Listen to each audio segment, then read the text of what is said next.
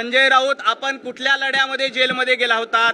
मराठी माणसाला लुटलं यासाठी तुम्ही जेलमध्ये गेला होता? स्वातंत्र्याच्या लढ्यासाठी किंवा मुंबईतल्या मराठी माणसाच्या लढ्यासाठी तुम्ही जेलमध्ये गेला नव्हतात?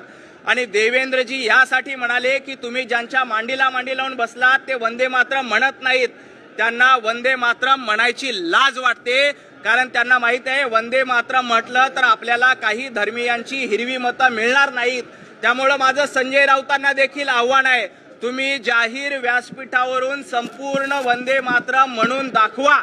तुमच्यामध्ये हिम्मत आहे ना वंदे मातरम म्हणण्याची, तर तुम्ही संपूर्ण वंदे मातरम संजय राऊतांनी जाहीर व्यासपीठावर म्हणून दाखवावा। कारण संपूर्ण वंदे मातरमला काही लोकांचा विरोध आहे, काही हिरव्या मतांचा संपूर्ण वंदे मातरमला विरोध आहे। संजय राऊतांमध्ये एवढाच दम असेल, संजय राऊतांमध्ये एवढीच हिम्मत असेल, तर त्यांनी संपूर्ण वंदे मातरम म्हणून दाखवावं। तुम्ही ज्या मुस्लिम मतांच्या जोरावर, ज्या हिरव्या मतांच्या जोरावर स्वतःची